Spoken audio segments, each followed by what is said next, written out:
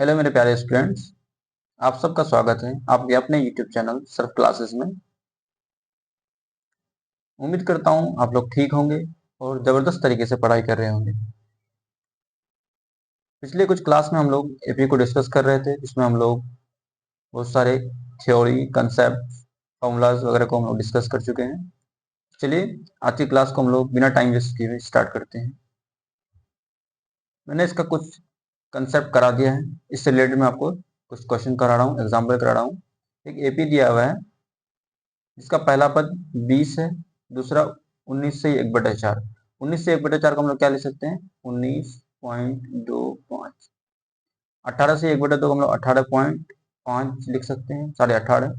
17 से 3/4 को हम लोग 17.75 इस तरह लिख सकते हैं। तो इस एपी का पहला पद क्या हो गया? पहला पद हो गया आपका 20। सारवंतर कितना हो जाएगा? सारवंतर जाएगा 19.25 माइनस 20। 19.25 माइनस 20 बराबर माइनस ऑफ 0.75। डी हमारा कितना आ गया? डी हमारा आ गया 0.75। ये हो गया हमारा डी। हमें पूछ रहा है कौन सा पद पहला ऋणात्मक पद होगा। ऋणात्मक होने के लिए हमें क्या चाहिए? ऋणात्मक होने के लिए हमें मेरा ये होना चाहिए कि वो लेस देन 0 होना चाहिए। कौन सा पद होगा? तो मान लेते हैं वो एनवा पद ऋणात्मक होगा। ऋणात्मक होने के लिए ये लेस देन 0, मतलब ये वाला कंडीशन हमको प्रूफ करना है। एन लेस देन 0, एन का फॉर्मूला क्या होता है? A plus N minus 1 into d. ये कितना होना चाहिए? ये लेस देन 0 होना चाहिए। अब ए का वैल्यू हम लोग पुट कर देते हैं। अब देखिए डी कितना है? 0.75। 0.75 को हम लोग क्या लिख सकते हैं?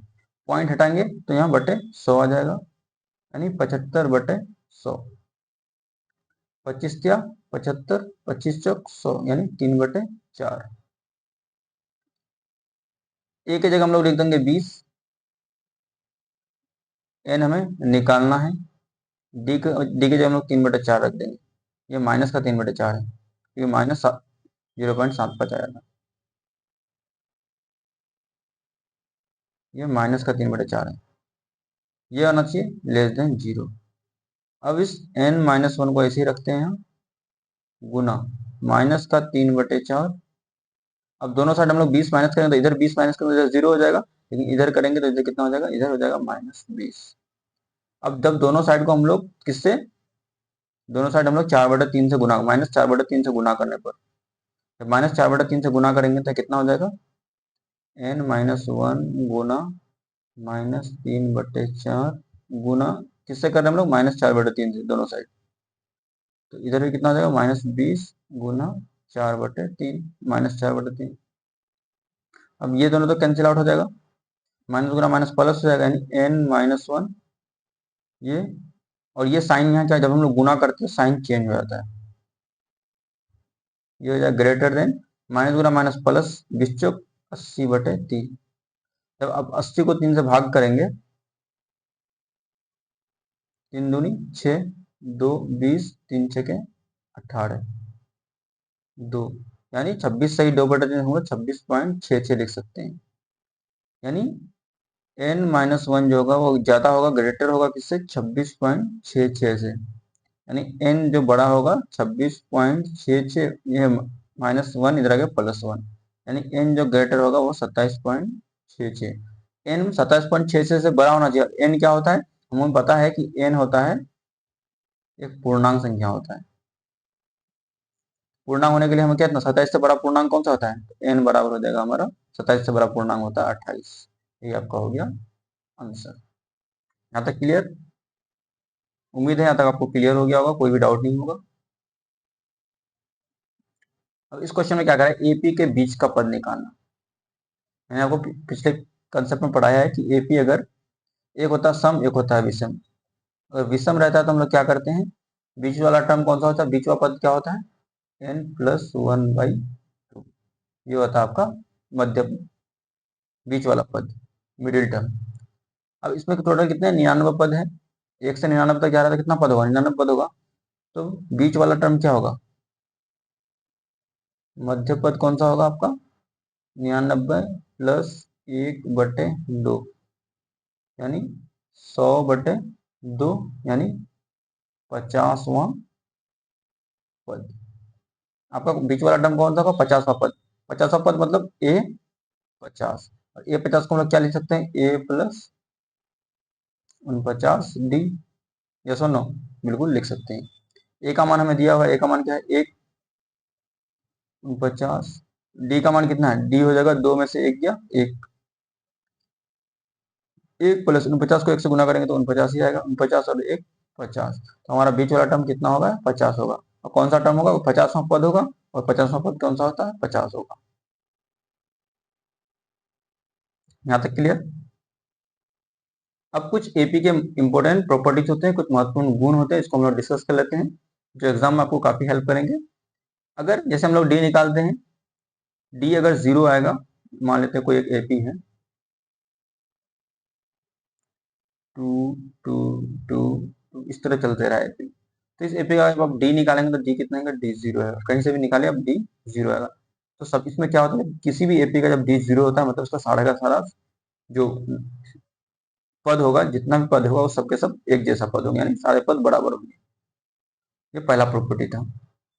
दूसरा प्रॉपर्टी क्या कह रहा है? इसको हम थोड़ा कलर चेंज कर लेते हैं। दूसरा प्रॉपर्टी कह रहा है कि एपी को जब एपी के साथ हम लोग किसी कांस्टेंट टर्म को हम लोग जोड़ते हैं या घटाते हैं, चाहे तो कांस्टेंट टर्म को प्लस करते हैं या फिर उसमें घटाते हैं। कोई एपी है, मान लेते हैं एक एपी है 2 4 6 8 10, इस तरह से एक एपी है। इसमें कोई कांस्टेंट टर्म हम लोग जोड़ लेते हैं, मान लो सब टर्म में एक एक करके जोड़ते हैं। इसमें एक जोड़ेंगे तो कितना कितना आ जाएगा? 3। इसमें एक जोड़ेंगे तो 5। इसमें एक जोड़ेंगे तो 7। इसमें एक जोड़ेंगे तो 9। इसमें एक जोड़ेंगे तो 11, और इस तरह चलते रहेगा। 3 5 7 भी क्या है? विषम संख्या का ये भी तो एपी है। तो इससे क्या पता चलता है? इससे क्या कंक्लूजन निकलता है?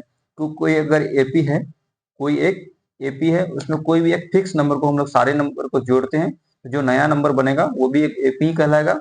या एक कांस्टेंट टर्म को, एक फिक्स नंबर को हम लोग उस एपी से घटाते हैं, सारे टर्म से, सारे पदों से, तब जो नया बनेगा वो भी एक एपी होगा। क्लियर? अब थर्ड पॉइंट क्या कह रहा है कि किसी एक एपी को हम लोग गुना करते हैं किसी कांस्टेंट से। कांस्टेंट बोले तो 2 4 6 इस तरह से गुना करते हैं, ए से बी से, ये सारे टर्म क्या होते हैं? कांस्टेंट होते हैं। तब भी वो जो नया बनता है ये भी क्या होगा? ये भी एक एपी ही होगा। आपको मैं एग्जांपल देकर बता देता हूँ। एक एपी है, वही सेम एपी ले लेते हैं, 2 4 6 8 10, और इस तरह से। इस एपी को हम लोग सारे टर्म को 2 2 से मल्टीप्लाई करते हैं, कांस्टेंट टर्म से गुना करते हैं। इसमें 2 से गुना करेंगे तो ये कितना हो जाएगा? ये हो जाएगा 4, ये हो जाएगा 8, ये हो जाएगा 12, ये हो जाएगा 16, ये हो जाएगा 20, और इस तरह चलते रहेगा। तो 4 8 12 16, इसमें भी आप डी निकाल के देखेंगे तो डी बराबर कितना आएगा? डी बराबर 4 आएगा। डी अगर 4 आ गया तो ये भी क्या हो जाएगा? ये भी एक एपी कहलाएगा। बात क्लियर? तो किसी भी, जब किसी एपी का डी बराबर होता है तो उसके सारे टर्म, सारे पद बराबर होते हैं। एपी में किसी भी कांस्टेंट टर्म को हम लोग जोड़े या घटाएं, तब भी जो नया बनेगा वो भी एक एपी कहलाएगा। किसी एपी को हम लोग कांस्टेंट से, किसी भी नंबर से अगर गुना करते हैं कांस्टेंट नंबर से, तो जो नया बनेगा वो भी एक एपी कहलाएगा।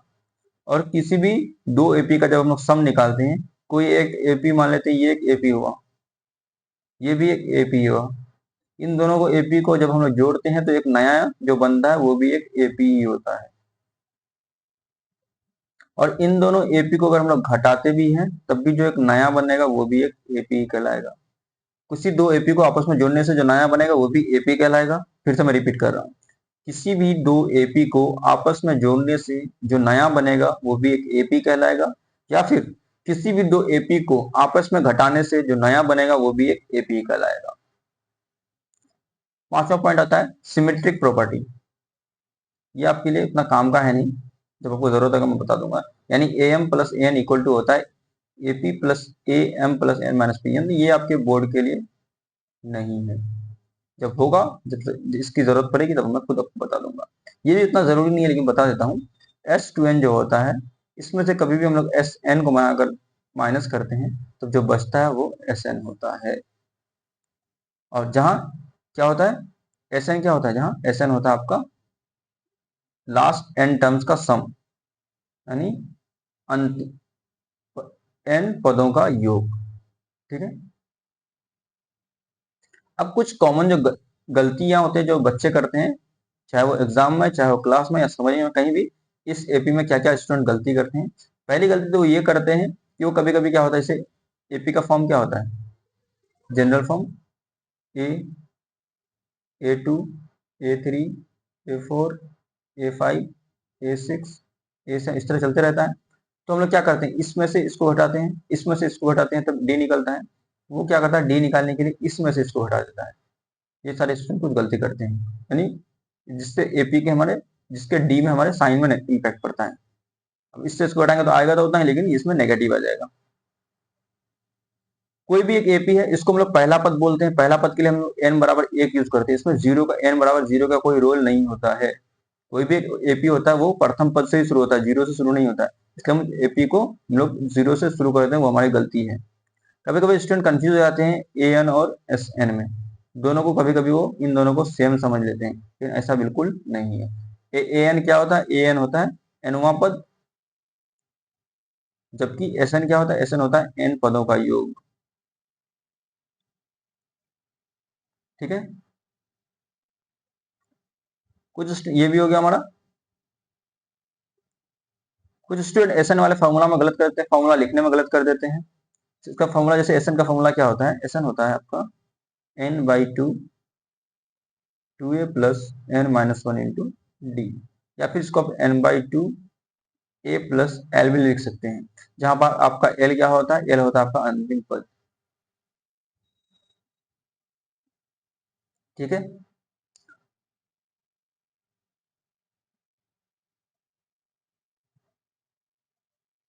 फॉर्मूला में हमेशा टू यूज करना। जैसे यहाँ क्या है, यहाँ टू ए तो यूज हो रहा है, यहाँ तो टू ए यूज हो रहा है, लेकिन ये वाला फॉर्मूला टू यूज हो रहा है नहीं। कोई कोई स्टूडेंट एस एन के फॉर्मूला में टू ए, हमेशा यहाँ भी टू ए यूज करते हैं, जैसे N by two into two A plus L, इस तरह से यूज करते हैं, लेकिन जो कि ये क्या है, गलत है। क्लियर। नेगेटिव को पॉजिटिव कभी कभी साइन के चेंज होने से भी कुछ स्टूडेंट मिस्टेक करते हैं। ठीक है, आई होप आपको ये सारी गलती आपको नहीं करना है। समझ में आ रही है बात।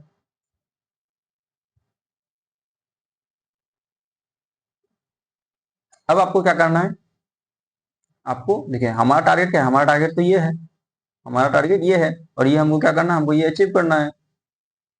तो इसके लिए भी तो कुछ स्ट्रेटेजी होना चाहिए, जो मैं आपको बता चुका हूँ। इस चैप्टर के लिए क्या करना है, सबसे पहले आपको एक फॉर्मूला शीट बनाना है।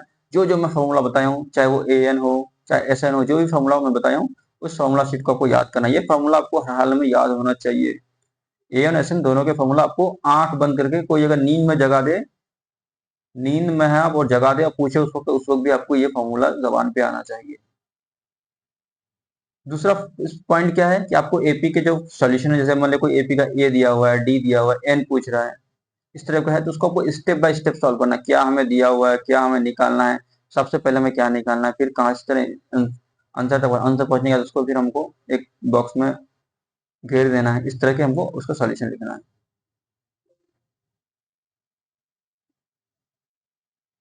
ठीक है, उसके बाद क्या करना है, फिर हमें उसके जो आंसर बॉक्स हैं, जो भी उसका आंसर आएगा उसको एक बॉक्स में बनाना है। जैसे मान लो आंसर 52 आया, इस 52 को इस तरह एक बॉक्स में बना देना है, ताकि एग्जामिनर को वो दिखे कि यह आंसर है।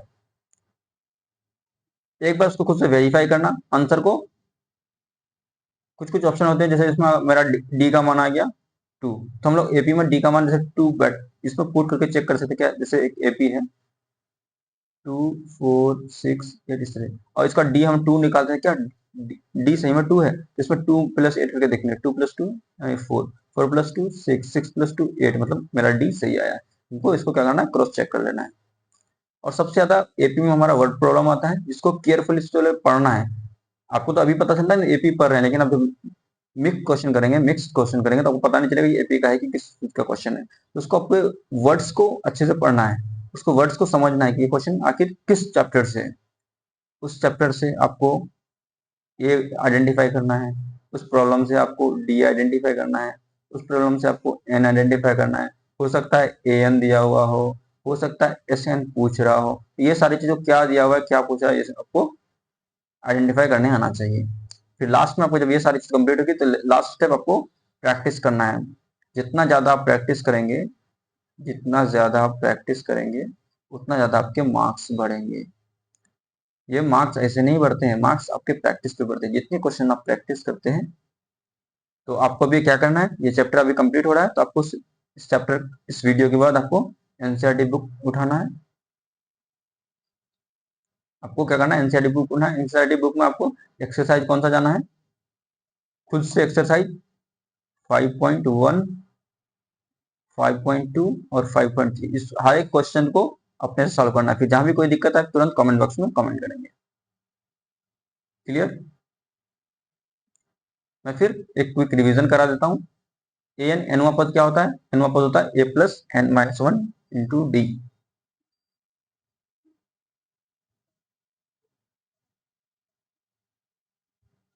अगर मैं बात करूं,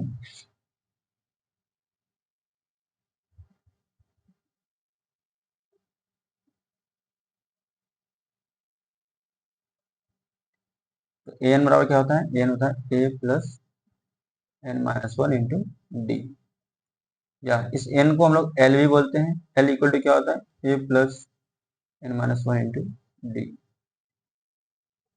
ये हो गया। अब एन हो गया। एस एन वाला क्या होता है, एस एन होता है आपका n/2,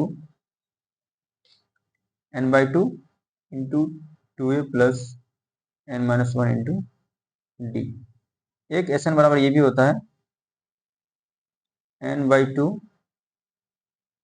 a प्लस एल, जिसको हम लोग लास्ट टर्म कहते हैं। ठीक है। अगर मैं बात करूं, a1 होता है पहला पद,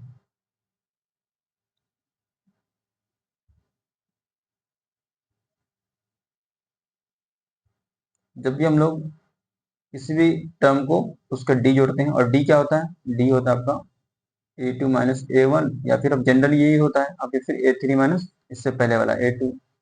और किसी भी n को हम लोग, जैसे AP है, AP का सामान्य रूप क्या होता है, a plus D, a plus 2d, a plus 3d, a plus 4d and so on, इस तरह से।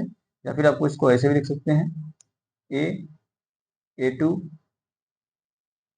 a3 a4 a5, लास्ट में an। क्लियर यहाँ तक? एनवा पद था ये आपका अंतिम पद। एस एन बराबर एस एन और ए एन बराबर क्या होता है, S N minus S N minus one. जो भी यहाँ रहेगा उससे एक कम हो रहा है, यहाँ एन है तो यहाँ एन माइनस वन, यहाँ पी रहता तो यहाँ पी माइनस वन, और ये आपका डी वाला फॉर्मूला। I hope clear? कोई दिक्कत यहाँ तक? उम्मीद करता हूँ कोई दिक्कत भी नहीं होना चाहिए। आपको इस तरह का कंप्लीट माइंड मैप होना चाहिए। सबसे पहले हम लोग परिभाषा, डिफरेंस बिटवीन टर्म्स अच्छे से पढ़ लिए, सम वाला फॉर्मूला पढ़ लिए, डी के टाइप्स पढ़ लिए हम लोग। ये माइंड मैप होना चाहिए इस चैप्टर में क्या क्या आता है। डी के पॉजिटिव नेगेटिव जीरो डी होता है। एन टर्म पढ़े हम लोग, फिर फॉर्मूला एस एन वाला पढ़े, एक एस एन वाला ये फॉर्मूला था, एक एस एन वाला ये था, फिर ए एन हम लोग निकाले इस तरह से। तो इस तरह से हो गया आपका चैप्टर बिल्कुल कंप्लीट, चैप्टर कंप्लीटेड। अब आपको क्या करना है, आपको करना है क्वेश्चंस की प्रैक्टिस। आप सारे पहले क्या करेंगे, आप सबसे पहले अभी एनसीईआरटी खोलेंगे।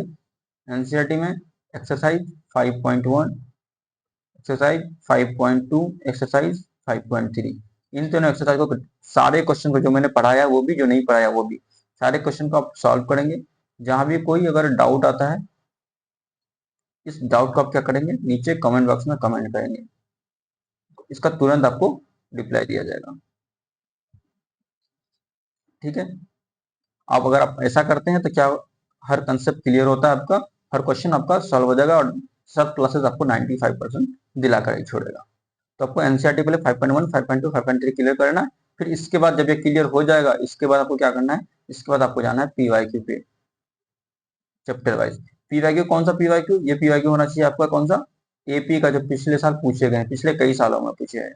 आपको पीवाईक्यू कब से कब तक का लगाना है, आपको 2016 से 2026 तक के पीवाईक्यूज को आपको लगाना है। ठीक है। ये रहा आपका कुछ, आपका ये क्या है, ये होमवर्क इस चैप्टर का प्रैक्टिस के लिए, प्रैक्टिस क्वेश्चन 1 2 3 4 5 6, ये सारे आपके प्रैक्टिस क्वेश्चन है। चलिए एक दो क्वेश्चन को मैं सॉल्व करा देता हूँ। एपी का 25वां पद निकालना है। इस 25वां पद क्या है, ये हमें 2 दिया हुआ है, डी निकालेंगे। डी क्या है 7 माइनस 2 इक्वल टू 5। 25वां पद निकालना है यानी ए 25। वैसे ये क्वेश्चन आपको बनाने का, लेकिन मैं एक क्वेश्चन बता देता हूँ। ए 25 को हम लोग क्या लिख सकते हैं, ए प्लस 24 डी। ए है कितना 2 प्लस 24 गुना डी का मान कितना है, डी का मान है आपका 5। 2 प्लस 24 5 कितना होता है 120 यानी 122। ये 25 हो गया आपका 122। इस तरह आपको practice problem 2, problem 3, problem 4, problem 5, problem 6 के सारे प्रॉब्लम्स को सॉल्व करना है। क्लियर? तो आपने अपना पूरा चैप्टर कंप्लीट कर लिया। इसमें आपको इस एपी का थ्योरी भी कंप्लीट हो गया, एंड टर्म भी आप लोग इसमें तो मास्टर ही हो गए आप। ये फॉर्मूला भी क्लियर हो गया आपका, सारे एक्सरसाइज क्लियर हो गए। तो अभी आपको क्या करना है, अभी तक आपने अगर वीडियो को लाइक नहीं किया तो वीडियो को आप लाइक करेंगे, अपने दोस्तों से शेयर करेंगे, और कोई भी डाउट हो आप इसको कमेंट बॉक्स में कमेंट करेंगे। और आपने अभी चैनल को सब्सक्राइब नहीं किया तो चैनल को सबसे पहले सब्सक्राइब कर लेंगे। अगर आप एनआईएस सर के साथ जुड़े हैं तो आपको एनआईएस सर 95% दिलाकर ही छोड़ेगा। Thank you so much. मिलते हैं हम लोग नेक्स्ट क्लास में। आप लोग कमेंट बॉक्स में बताएंगे कि नेक्स्ट चैप्टर हमारा कौन सा होना चाहिए।